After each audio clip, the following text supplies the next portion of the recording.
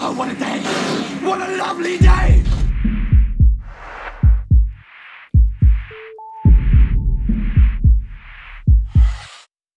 Welcome to Flat Earth Debate. I'm your host, Nathan Oakley, and if you're new to this channel, or you've not done so already, be sure to subscribe and hit the bell notification icon to keep up to date with the Flat Earth Debate.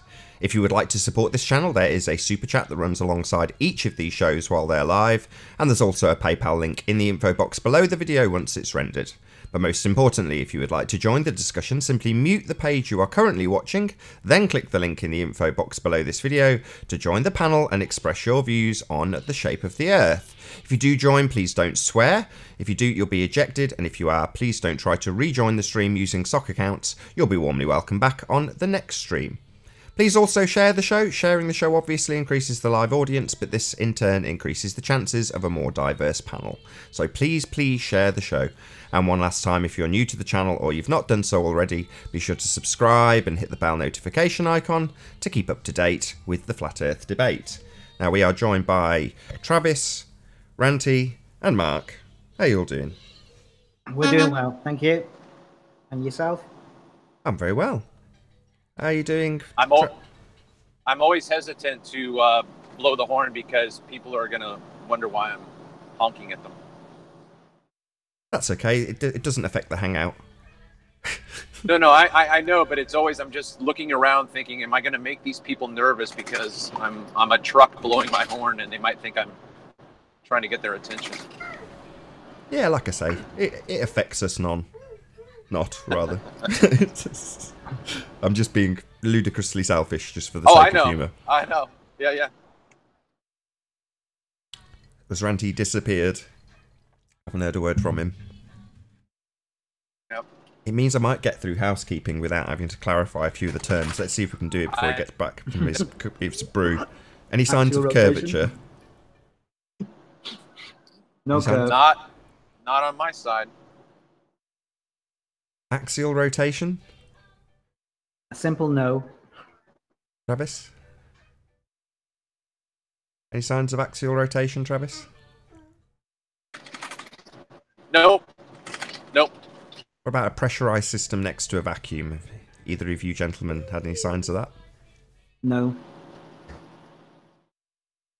I have not seen it. Fair enough. What about a self-perpetuating molten iron core at the centre of a presupposed spherical Earth? Any signs of that, gentlemen? No. I don't know. Very tentative no from Travis. I think I heard a no. Maybe. Going through a dead zone. What about evidence of the actual radius itself? Any signs of that? Any signs of R? No. Zero again. No? Bill Miller? Nope. I don't know. It could maybe all the trouble I'm having with my connection right now has to do with the curvature. Maybe there's something about that. That's right. Satellites behind the curve. While we've got you, have you seen any signs of Bill Miller?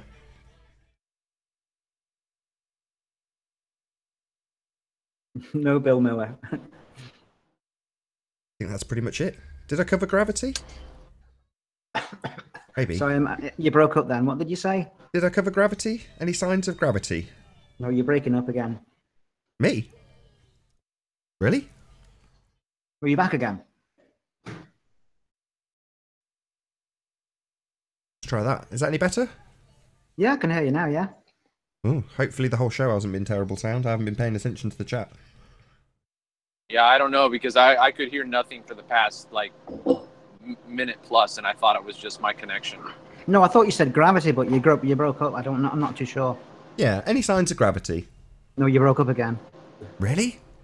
No, I'm only joking. Okay. I'm not answering that question. You can. I'm frantically checking everything here. Don't do things like that. Clicking away, checking the iPad, about to mute myself and turn the volume up and go for dead air just to check it's okay. You need to qualify that with Newtonian, Einstein. The pennies Cavendish. dropped, Mark. I've just figured out why you would do that. I couldn't care less about this gravity subject. I've got to be honest. It really doesn't bother me in the slightest. I know No, I think you have a personal opinion, but you're just keeping it to yourself. I don't. I've had both. Obviously, I've had, like everybody, the initial heliocentric belief. And then I think initially my consideration was the same as yours, that there must be something defining down. And now I don't really think that's necessarily the case, because you're just talking about reference frames anyway. So, to be honest, I just see it all as moot. It really doesn't bother me in any respect. I literally don't give it any thought. But there we go. It's been cause of some interesting conversations, which I'm glad of. I like listening to the conversations, that's for sure.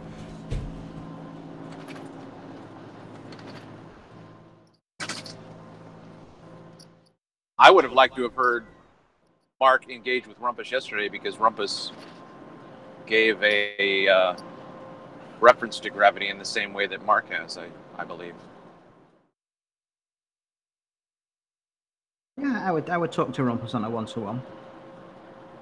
Because, you're coming, when you talk about it in the same fashion, obviously your approach is going to be different than his because of your worldview. So it would have been an interesting dialogue. Yeah. He might come on, and he might get kicked off. I really do hope not. Yeah, I mean, the thing about yesterday, what I was able to catch of it before I died out in the plains of Virginia, he cannot simply answer a question. He has to qualify and just convolute. It's very frustrating.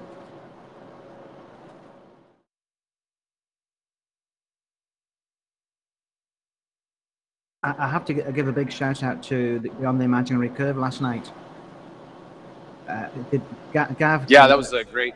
Yeah, Gav had most of the show to himself, and he was just talking about philosophy and what do you call it? The Euclidean principles. Yeah, I thought that's new to me. I'm gonna listen to it again tonight and do a bit of research myself.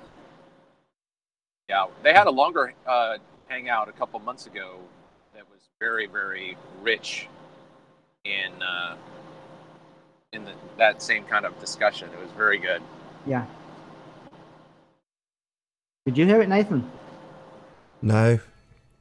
Sorry. There's so much to listen to that you could just. Well, there's too much, but I particularly liked that last night. That was really good. Cool. Do you know what the show title was, so people can look it up? The loose. What did you call it, Travis? Well, I don't. Yeah, I think they had Euclidean principle or Euclid's first principle or something like that in their title, but I don't remember. I'm getting it now.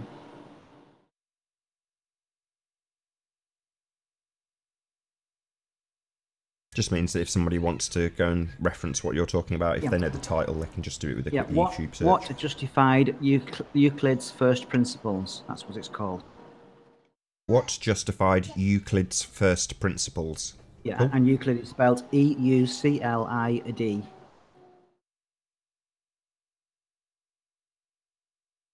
Excellent stuff.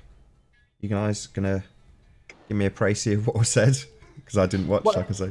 It's whenever you're debating with somebody, you've got to get to first principles, or the grammar in the trivium, so that you can hold the debate on course, rather than hearing your opponent use a word and then you attack that word, and then the whole conversation's gone in a different direction. So it's establishing what we all accept before we can even start the debate. But also, the mathematical principles that have a straight line. It's not just the shortest distance between 2 points, but all points upon it. I can't remember now. I'll have to watch it again. It's okay. I mean, I'm asking you to paraphrase someone else's work, so I'm sure nobody watching this is going to expect you to know the ins and outs to give great detail. 4 principles of mathematics that are taken as said They don't need to be questioned or established. But it was geometry, and the geometry works either on a flat plane or on a sphere, except a triangle has internal angles of 180, but a triangle on a sphere doesn't. So there's some things don't work on a sphere. Right. You can get a chance to watch it. Watch it. It's very good. Cool, good stuff. That's on Beyond the Imaginary Curve, right? Yes. Yep. Cool.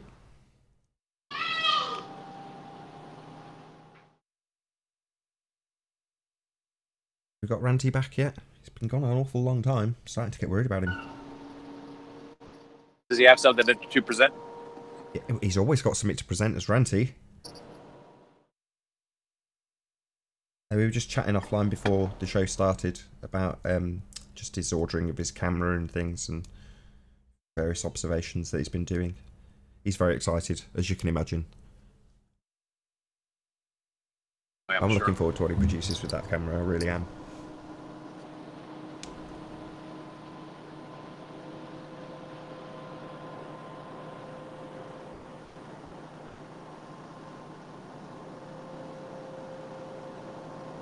Validation boy asking me questions about live streaming.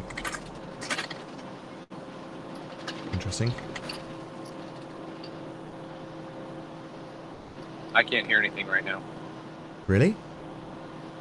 Oh, now I can. When you were talking before, you were garbled, but I think that was just...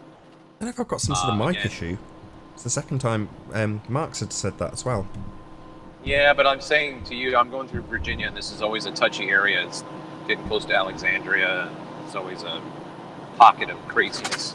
So I just wanted you to know that I wasn't responding because I didn't hear anything clearly. Hey, Anthony. Hola! Hola, amigos. Hola, ¿qué tal? What have I missed? Nothing much. Housekeeping. Ranty's gone AWOL. Travis was about to tell us about an interesting conversation he'd been having with a friend. Oh, is that what you said? What did Mark Doxey say to the gravity question in housekeeping? Did he say no? Yeah, we dealt with that already. We're moving on. Yeah, we already dealt with that. I'm sorry. Yeah, sounds like you're all sweeping it under the mat. I'm not sweeping anything under the mat. Listen, have you seen Rich Mr. Thrive and Survive's latest video? I do love your enthusiasm, Anthony. I haven't, but we did obviously talk about it in a brief text exchange last night, you and I. You're not meant to say that. You're meant to say, no, why? What's Mr. Thrive and Survive's latest video about? No way! What's Rich been up to? Is that the app on the iPhone? The Theodolite app, well, you know the one that Rumpus claims that you can measure the radius of the Earth with one quick calculation that he doesn't mind if it's inaccurate or not because it's close enough. Yes. I know the one. Yet, despite claiming to be a man of precision. Yes. Well, what he's done, Thrive has flown from, it's either east to west or west to east coast on the States, right? Which I think it was west. I think he's obviously done it both ways. And what he did was he got his Theodolite out, reset it whilst he was in the airport, and then flew across the country. And then it's about 2,500 miles, and it should have been something like 11 degrees of the curvature of the Earth, or 9 degrees. I can't remember what the number was. But basically, when he landed on the other side of the other side of the country, you can guess what didn't happen. Now that's a bit of an issue because the tilt of the Earth. Oh, no. Hold on. For the benefit of the audience, rather than you can guess what didn't happen, tell us what did or didn't happen. He's supposed to fly around a curve. And according to the tilt, the amount of degrees based on the radius that we can't find, it was supposed to be a set amount of degrees. I'm guessing if I was to try and remember what it was late when I watched it and I'd been drinking. But the point was that the Theodolite app, when he reset it at one end, basically should read significantly different at the other end because of the degrees of curvature he's flown over. And it didn't show it. He was 0.2 of a degree different, and that's probably because of the tilt of the runway. But basically, let's break this down to simplicity, right? Because this is what we understand reality is. If I'm standing in front of a raised elevation of land, and to level, and then I ascend, I go up that mound, I am no longer level. And the theodolite will show that. Correct. And if Correct. you So drive when over we a understand humpback that, bridge, that's right. When we understand that principle on that small scale, we need to understand that's going to be the same principle if we move up a curve or to the left or to the right or down, because we've moved away from our central position of level. As soon as we step away from that, the theodolite ought to move, because we're going down. Indeed, we're always at the top of the ball. Am I So, wrong? Anthony, on screen now, I don't know if you can click on my icon or whatever.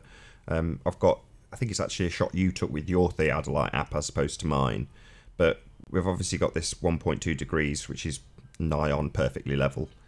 No, I think it's the other side, actually, my bad. It's 0.6 degrees. So what you're saying is it should be what when it gets round from east to west? Oh, he's on mute. Are you asking me? No, Anthony. I just want Anthony okay, to look at the Yeah, yeah. Theodolite app and explain what did or didn't happen based on the numbers on screen. So if we assume that 0.6 of a degree on the right-hand side, hopefully the audience can see that. I'll just circle it. This 0.6 degrees means essentially he's got a completely level Theodolite, right? Yeah. Did what I say make sense? Yes. Yeah, perfect Okay. sense. sorry, I was just relocating my microphone. That's all right. Yeah, it was supposed to move by X amount of degrees, and basically it didn't do it. Now, essentially, it doesn't matter how you word it, right? They're all going to say, well, down is to the center of the earth, Riley. And I'm like, well, yeah, but how are you going to prove that with the accelerometers? Because they're going to have some kind of adjustments in them to make that correction, because the degrees tilt from what it was an hour or two before. It's not going to be the same. It's going to have to change if we're going around a sphere. Did I miss a question, by the way? No, not at all. And- Oh, what I was kind of alluding to was on screen we've actually got a Theodolite picture, but, you know, it doesn't matter. What I was just hoping you'd say is, you know, where it says 0.6 degrees because it's level, if you imagine you tilting the camera forward, it would obviously change that because you're pointing the camera down. The same can be said if you fly around a ball, you're going to be doing effectively the same thing, even though your reference point to the ground stays as, for you, level. You're not going to start toppling over, you're still standing upright. But the phone would have registered itself at its original point as level, and then when you try and do the same thing, point it, you know, hold it completely vertically, it would not register as level. It would register as off. Unless, of course, there's some kind of magic correction in terms of the software or the firmware or the hardware. And obviously, in an iPhone 6, they ain't going to do that. And we've seen what's inside the accelerometers. It's little tiny filament kind of things that move microscopic amounts, and that's what it measures. So looking forward to somebody pulling apart an iPhone i6 and then, you know, showing us the correction device that's in there to calculate or adjust for the rotation or the curvature of the Earth, which you've gone round. Know not going to happen. Know your Apple products better. Did you not hear about the pendulous veins gate on Actually, the Nate, iPhone? you know what? I don't have an iPhone. I find them really repulsive. So if there's pendulous veins inside an iPhone, forgive me. I did not know they were there. No, they're not. I'm just joking. I know. Why didn't you? Well, I wanted to a dig at iPhones. I've got a friend in Australia who said he'd be willing to take on Thrive and Survive's challenge if he wants to send him the. So I don't know if you guys know how to contact Thrive and Survive or not, but With if great he needs difficulty. somebody. Every time I email Rich, I get an email back saying this inbox is full. I don't think I've ever got an email through to him. I can get in touch with Rich. He's like an antiquated bloke from the 90s. He's not really got up to speed yet with the internet properly. And I mean that in the nicest of ways, but he's hard to get in touch with. Well, anyway, I've got somebody who'd be willing to be the receiver on the Australian continent. I need a bit of help with this Theodolite thing. I've never used one, so I don't really know what they do or how they do it, other than for a building site to get something level.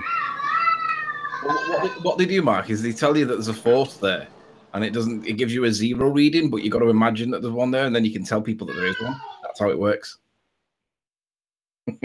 I'm winding you up. Just say there's a standard international height for a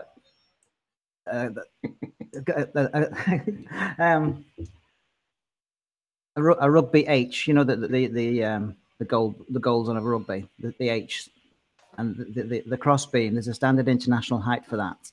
If you used a theodolite in, say the UK, to get the level of that cross beam,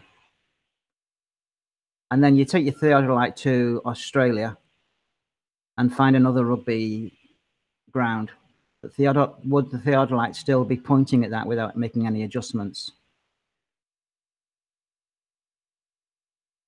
What parameters are you talking about? So I would assert no, just based on the fact that we live on a flat plane. So no, it would just work exactly the same. That's the debate, isn't it?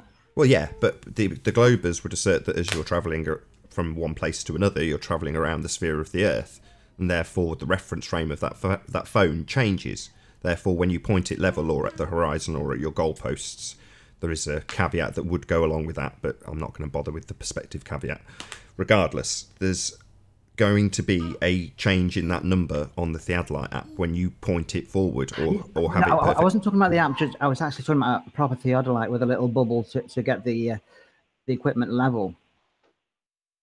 Well, that would have no memory, so it's not taking a reference snapshot, if you like, and then saying this is where I am locally to me. You just reset the accelerometers, and then they have a fixed reference from that point on. And that's how my experience has been. You reset those accelerometers, put it on something perfectly flat, and then it is set to that. That is its reference. Okay. But if somebody is going to argue with us and say, well, no, the accelerometer in the iPhone is working exactly the way a physical, real theodolite works, and so it will point to the horizon when you get to your next base. You see, I don't know how they work, so I can't really get it right. Sure. In my head. The argument with a true theodolite would simply be that when you're leveling it out with that spirit level on the top of it, and you're getting, you're trying to achieve a level transit, what you're doing is in reference to their gravity. Now, anybody who watched yesterday's show and the Cavendish quote-unquote experiment that apparently proves gravity is not an experiment, it's not scientifically valid, gravity is in no way proven. But ultimately speaking, that would be their disclaimer. They would say, well, no, as you move that theodolite from one place to another, and then you stick it down on the ground, wherever you are, you're always at the top of the ball, and the bubble will reference that. Whereas the phone is different in the respect. Doing the same thing then? Well, because the phone's got you can physically set it. So in the same way, so if you imagine, I lay the phone flat on. I get it. Yes.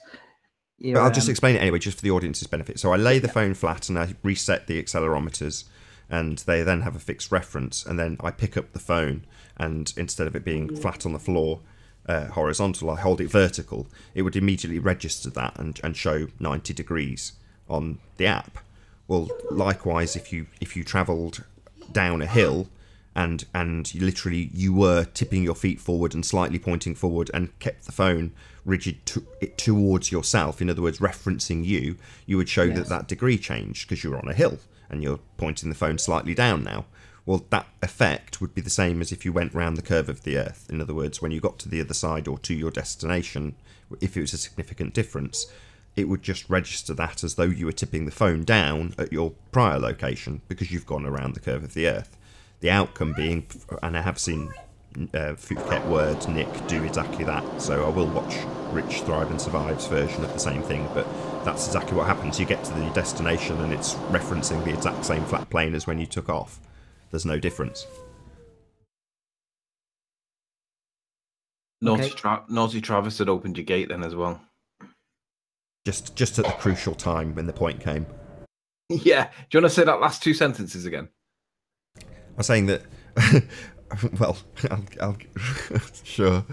The the reference frame stays the same. In other words, I know what Rich's result will be. He will find that there'll be no degree of change whatsoever when he gets to his destination, even though he's travelled a significant distance. And in the same way as the person leaning forward on a hill when they walk down, it shows a degree of change because the phone is now tilted forward. Well, as you travelled around the presupposed wall, you would be literally physically tipping that phone forward, because it's not reference to gravity, it's reference to the flat surface that you had reset the accelerometers on. So you would expect it to show a very different degree when you pointed it at the horizon, or had it perfectly the vertical. accelerometer is separate from gravity then?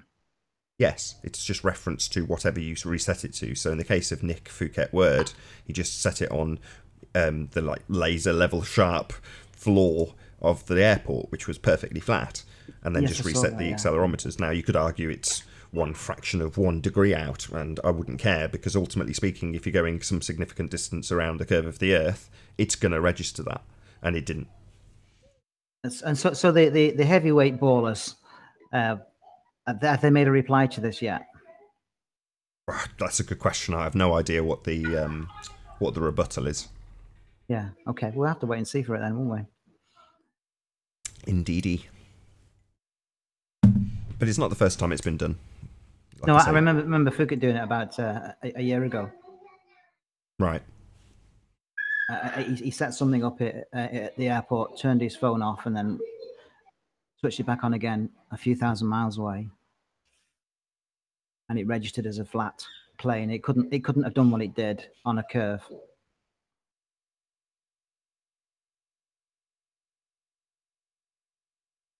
Yeah, that's because it's flat. Yeah. Yeah, that is. Sorry, was I meant to do something? No. It's all good. It's all very calm. Just on phone. Watching the back chat. Yes. No, so all good. Everything's hunky-dory. It's a very quiet day, it seems. Well, before Anthony came on, Nathan, I thought you were going to give me an opportunity to... Subtle.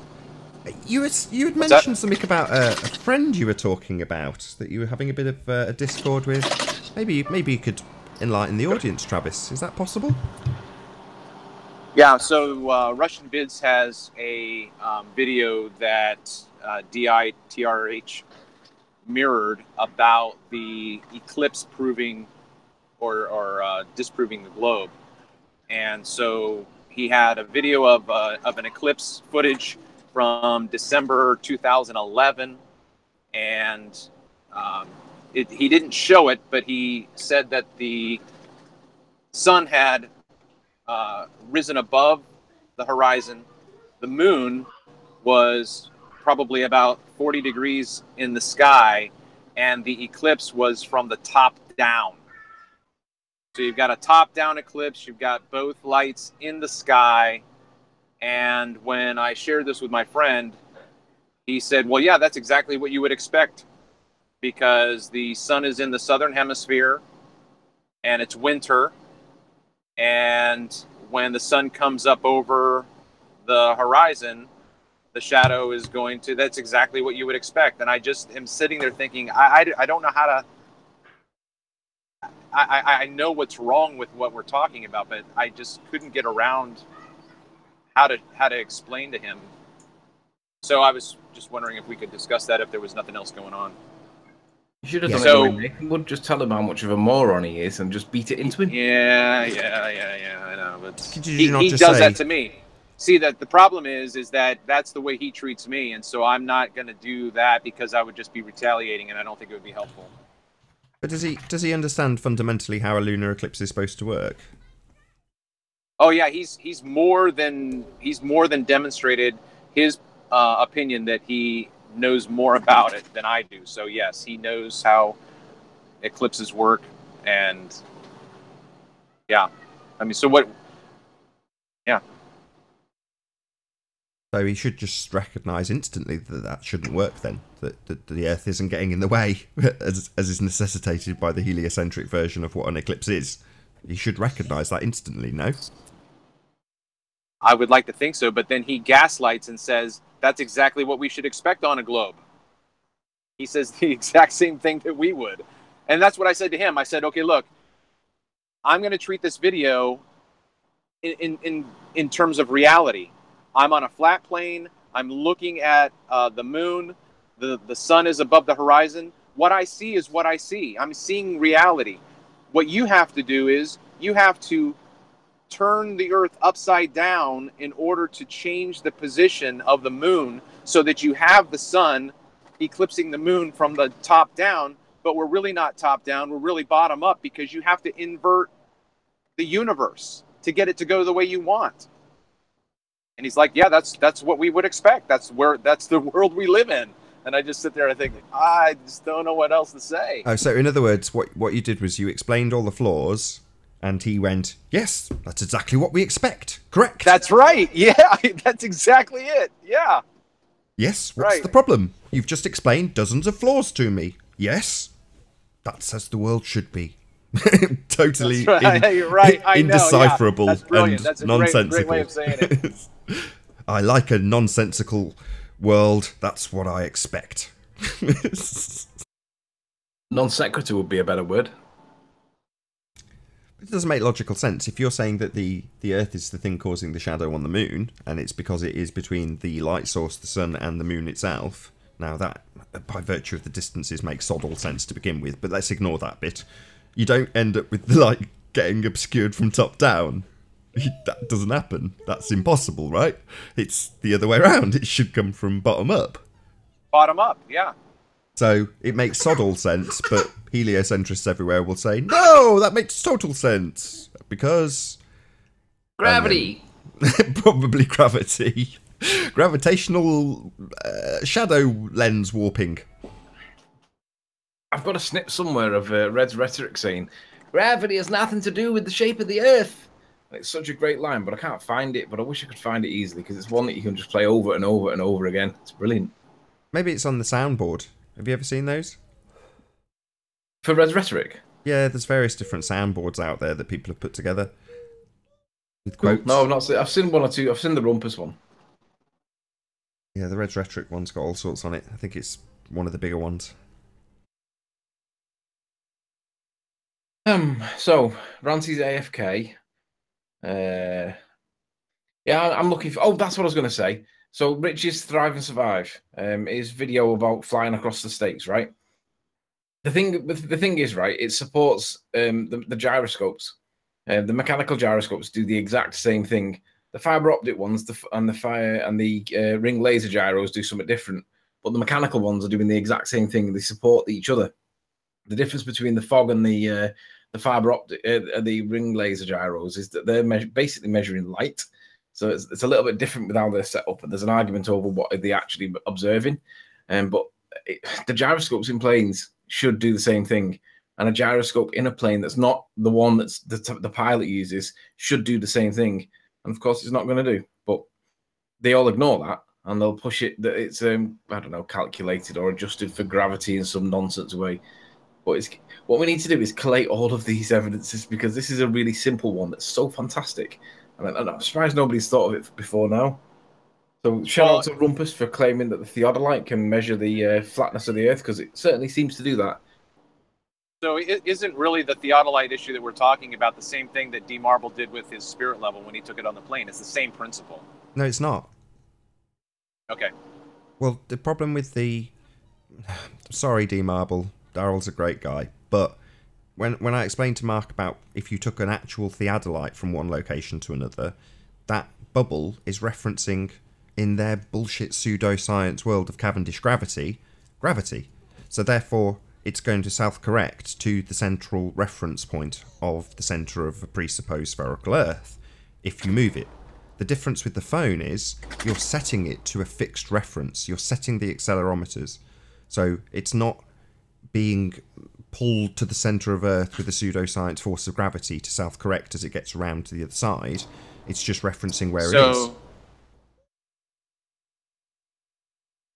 So from the point of view of Daryl Marble's example, it would be much closer to what I said about a Theodolite, unfortunately for him, which is to say that as he travels along in the plane, the bubbles just continually pull towards the centre of the Earth, so therefore would show no change.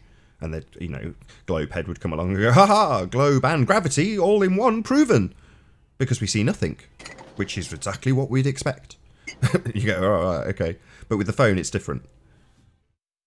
Okay, so what I hear you saying is that the phone eliminates the globe appeal to gravity. Correct. That's exactly what I would have said. Yeah, okay.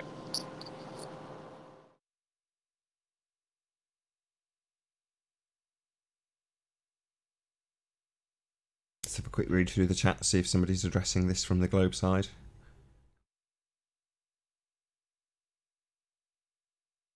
Theodolite.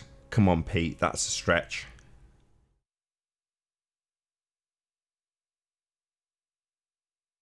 That's the loosest connection I've ever seen Pete make to the dodo. Theodolite. Awful. It's funny, though. It was funny. Didn't get a laugh out of me. I did. I chuckled. Shout you out, Alan. Sure. Why do the phone's accelerometers not register that the Earth is a sphere, as you would expect them to? How's that for a shout out?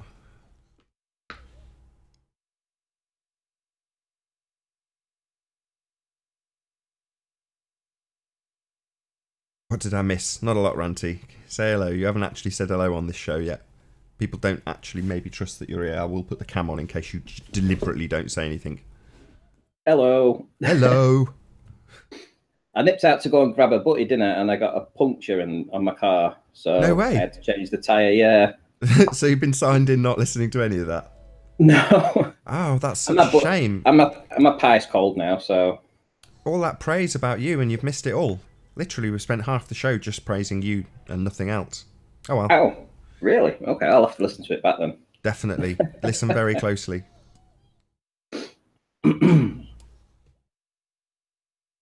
Yeah, we've been talking about the accelerometer tests that Rich, Thrive and Survive was recently done. I sound vague because I haven't watched it.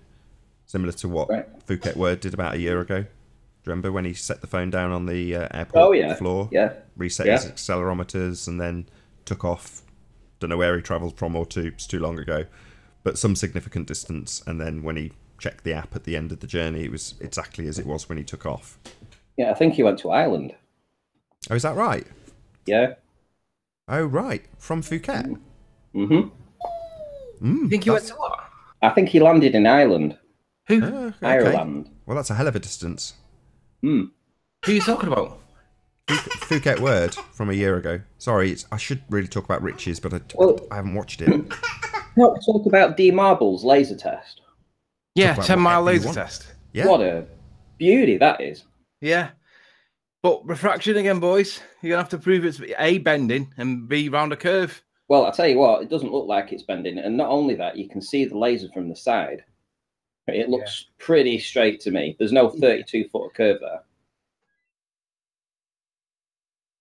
Oh, wouldn't you have to adjust? Wouldn't you have to adjust for the refraction in terms of dusk because it's not at the same temperature and light and all that stuff? It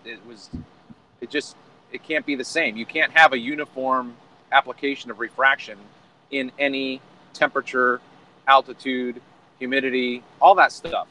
Oh, well, what the things you're listing, Travis, are the actual things associated with real refraction, whereas that's not what they apply. They apply terrestrial refraction, and terrestrial refraction is a begging the question fallacy on steroids. Yeah. No, I get it. I just have to say it out loud so I hear reality in my head. Yeah. I mean, what surprised me with the laser that he bought, it had a 10-mile range on this laser, but the beam itself held its integrity the entire way. It didn't expand, and go like 100 meters across. I mean, it held a very narrow beam, and it was like $150. You worked very hard on that CGI, didn't you? Daryl should be proud. Yeah. He said the check's in the post. So is that what he said? Well, if you don't clear, we'll out him. We're just joking. I do actually have an eye on. He told me where to go to buy this laser, and I've got my eye on the 5,000 watt one that can do. Get you ready for this? Nearly 19 miles. So a little over 18 miles. So how cool would that be to do from Barrow in Furness? Oh wow! From yeah, Barrow good looking point. back. You could hit Hell the clock. yes. You could hit the clock, couldn't you? Yes, you could. That's ace. You could have someone in the town centre, and I could be shining it on it from Blackpool. That's cool. I don't even know how any of these bowlers can still maintain the position. It's ridiculous. There's so much evidence now that does not support their model at all. It's like, why are you even here now? I mean, who's trolling you now? Are you trolling us, or are we now trolling you? Do you want the honest answer to that? It's faith. In our they trust. It is as simple as that. It's a religious belief. And the faith. yeah, they've got faith. They have faith that it's correct. Because their priests tell them. The priests of television. The priests of scientism. They all tell them that it's a sphere. And they trust it. They believe it. They have faith. They have a faith. Heliocentrism is a faith. It's a belief system. Do you remember that conversation you had, Nathan, with somebody who you were trying to get him to admit that heliocentric starts off with the god Helios? Do you remember that? I think it was Tim Osman. Was it Tim, was it, yeah? That was brilliant. Because it took him about 5 minutes to say, yes, okay, Helios is the Greek god. Is it Greek or Roman? It's Greek, wasn't it? Of the sun god. So it is a religion. Oh, absolutely, it's a religion. I mean, its roots are easily denied, I would say, and that's precisely what he did. But you know, if you just explain where the etymology is, then there's no denying it.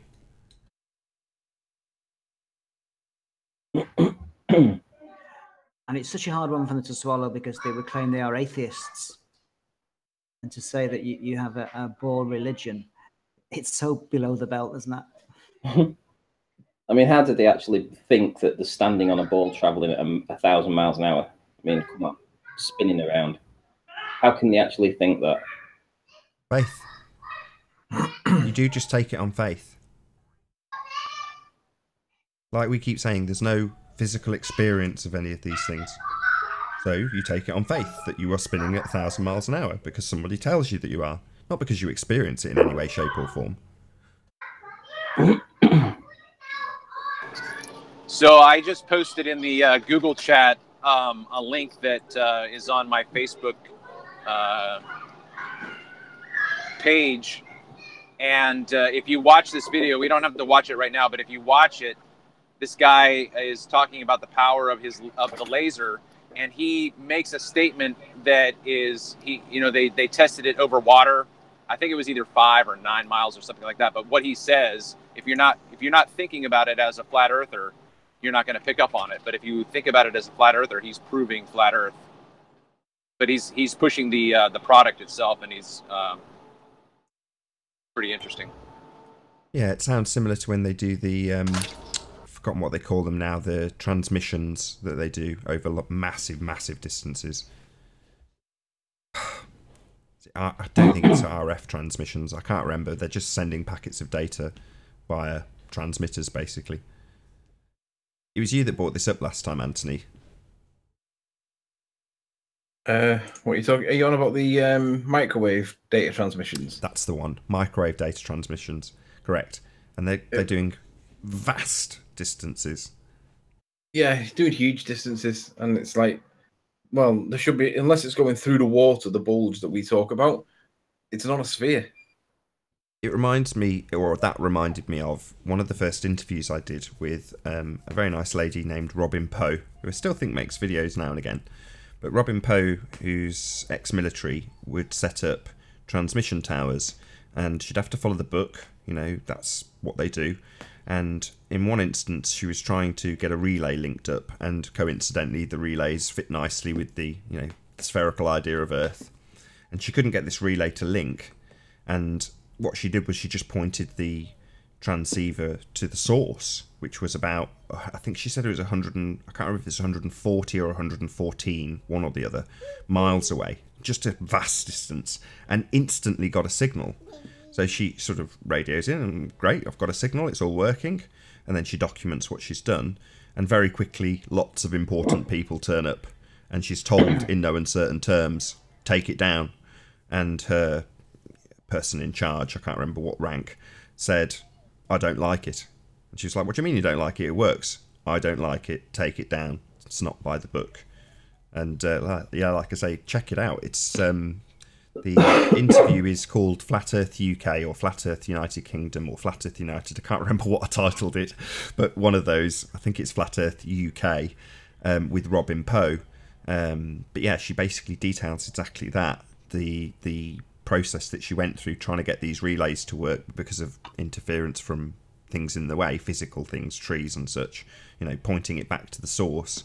But that was why earlier I was like, no, don't just say we know what that means, because that's what Robin Poe did. So my mother watched that interview and after the fact said she would say things like, well, you know what that means, and the assumption being that the person watching gets the implication of her saying that she had a radio link up at 100 plus miles when they're supposed to be, I don't know, 20 or 30 or 25 mile relays, as opposed to this just direct long shot, which she achieved. And had it been a sphere, obviously the curve of the Earth would have got in the way. You need a direct line.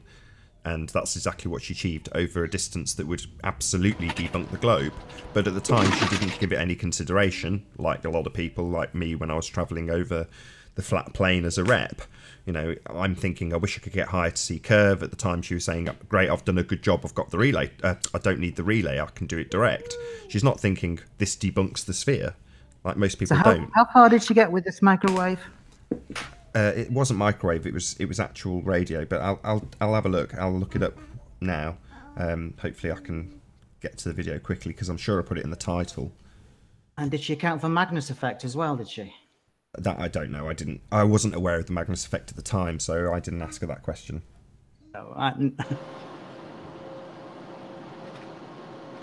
Is your last name just Poe? It is.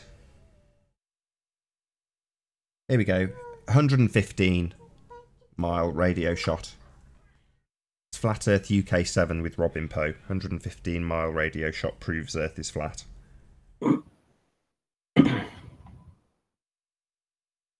you put me on screen, Nathan? I'm not going to play his video. I'm just going to show you a still shot. Oh, okay. Of the laser. Look at that. But I've actually taken a screen grab of this and I've enlarged it so that you can see it. I'll have it on Paint. So let me just show you that now. Look at that. 10 miles. This camera is apparently set to around about 7 or 8 feet above the actual water. And D Marble's got his camera on the other side of the lake, and he's seeing this beam go directly into the camera lens. And he's down at around about 3 feet. Straight as a die. Have you put a straight line on it?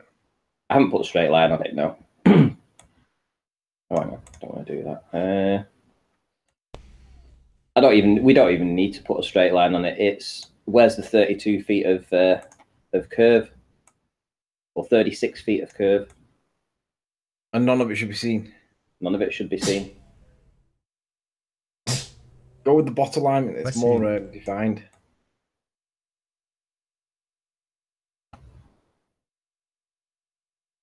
It's pretty flat to me.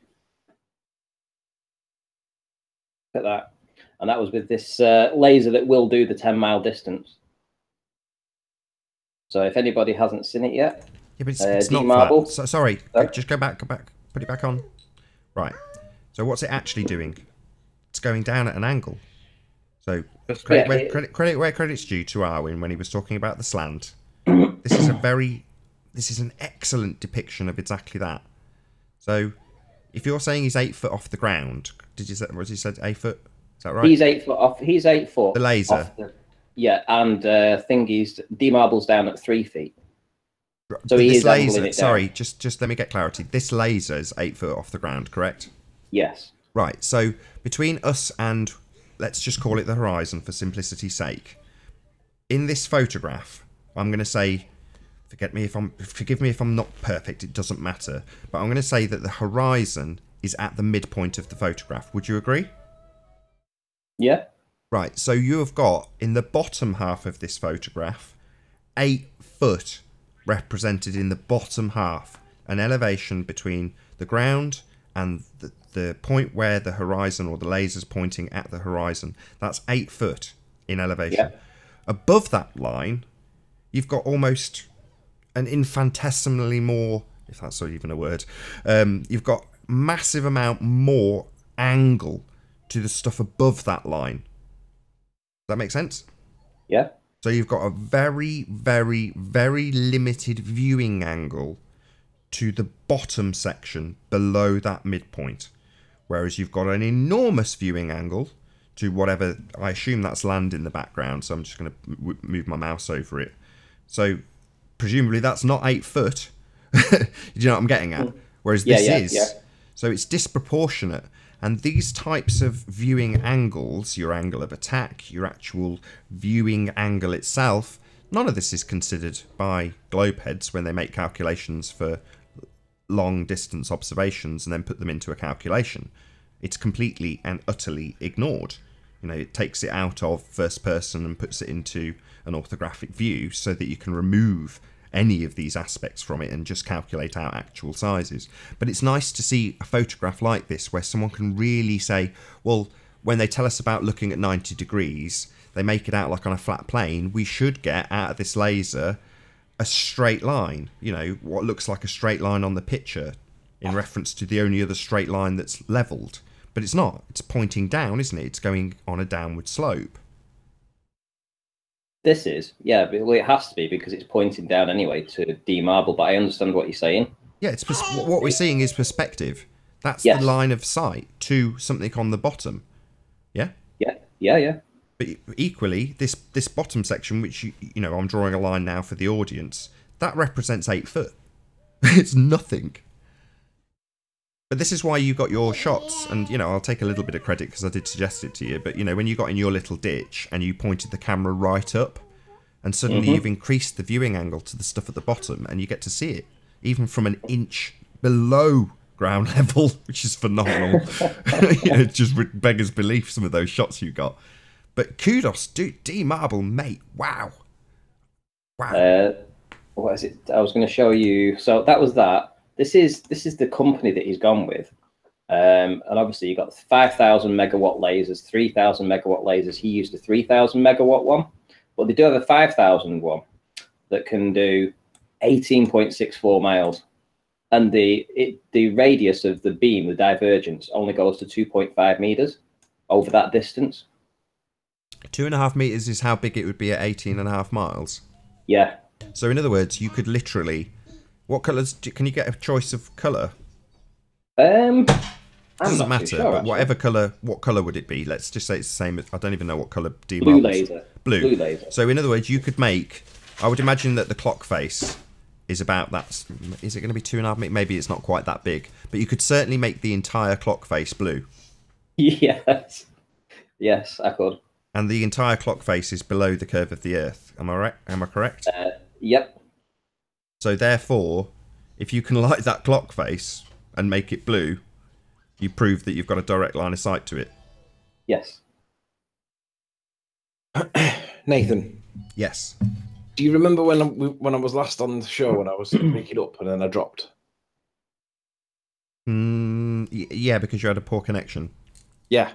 One of the things, I had 3 things to say then, and one of them was to try and teach the Americans how to correctly pronounce the word bollocks, and to say that it's an O, which is B-O-L, bol, and then ox is O-C-K-S, ox. So it's bol ox, not bullocks. Bullocks are animals. These are balls. That was my first point. I think that might have got lost, but my second point totally got lost. And I just want to come back to it now because I see the little worm in chat. The guy in chat called, is it Blue Marble? Is he the 15, 14-year-old? Yep. I was watching him on GeoStreamer's Hangout, and he was basically claiming that you're scared of him because you won't let him on the show. Yeah, he made a video about me yesterday in a declaring serious just voice, that. would you just tell him publicly what the reason is why you won't let him on? Well, because he's jailbait. I don't want anybody accusing me of the stuff that Patricia Steer got accused of when she had someone older than him on her show.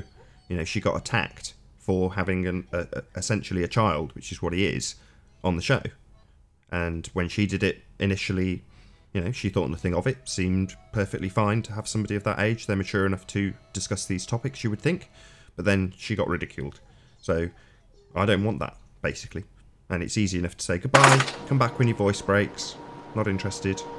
Well, he was claiming the victim card massively, saying how you must be scared of him and how it's not funny because he's a child. And bottom line is, you are a child, and this is an adult conversation. And I'm sure you would need a consent form from the parents to partake in a show like this. Yeah, he can always have his own show on his channel and invite someone on. But if you're really looking for adult conversation, I'm sure Gem Panda would welcome you with open arms to his documentary, because he's doing a documentary on children. And I don't know exactly what he's doing, but it's something to do with the children of Flat Earth. So mention that one to Jeremy for you. That will help you. FE cult, get out, get out. Yeah, but yeah, basically that's it. Come back when you're a bit older, Blue Marble. I'm sure you've got a lot to say. I've got nothing against you personally. I have no idea who you are or what you do, other than knowing that you were on with GeoStreamer and is very much closed to the public Circle Jerk hangout with Gem Panda. Well, you know, great. You've got Circle Jerks that you can join. Join those. You know, this one, I don't want you here. I'm sorry if that's offensive to you. Or if you, I tell you what, you're right. I'm actually terrified of you. Thing is, isn't it, you're never going to win having a child on, because if you no matter how it goes, if you kick his ass, he'll play the victim card. If he doesn't play the victim card, everybody somehow will find out that his version of the story will be that you were unnecessarily aggressive to him. He should have been nicer to you because he's a child.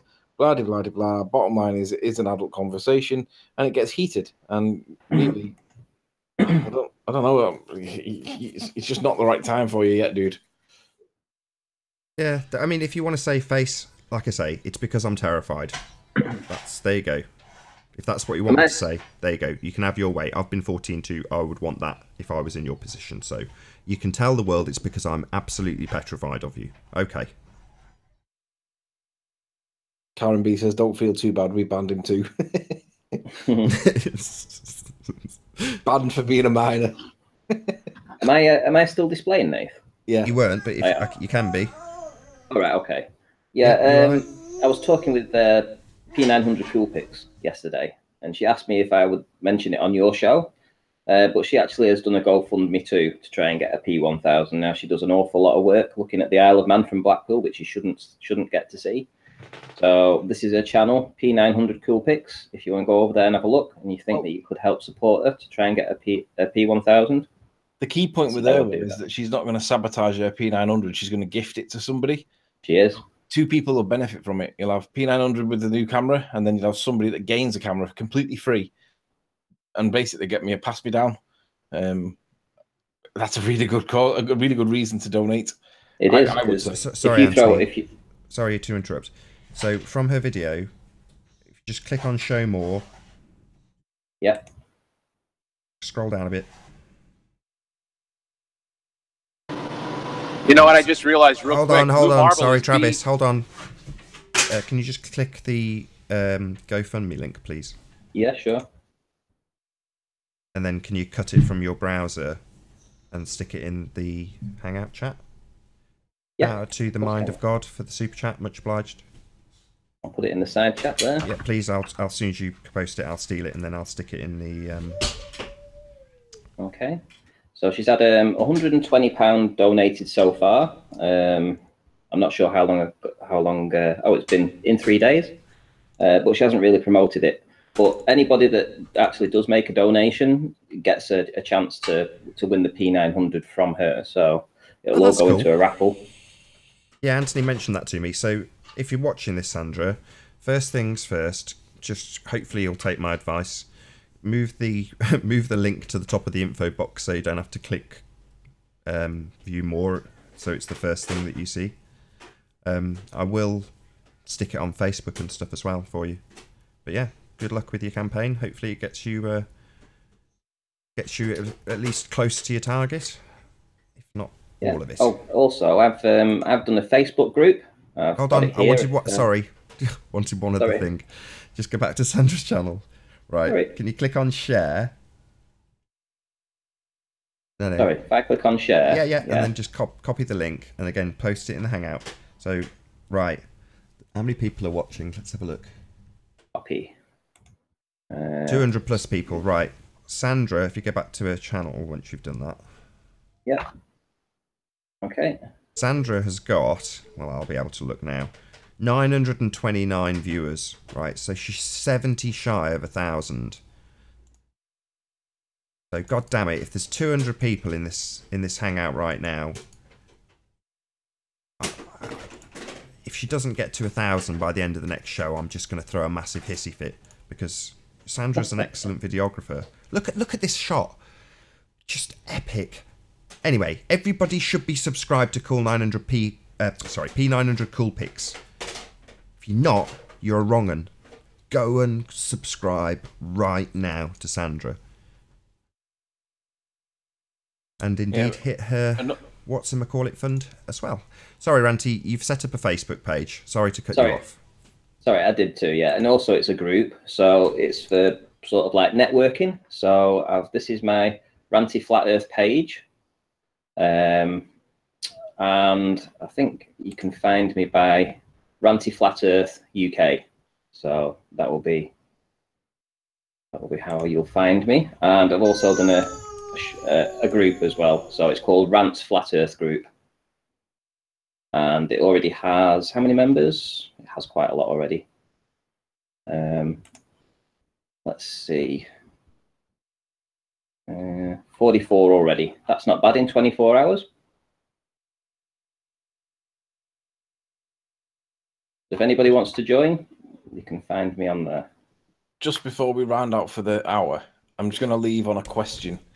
If anybody's played the game Exploding Kittens, the card game Exploding Kittens, get in touch with me because I played it for the first time last night and it's fab.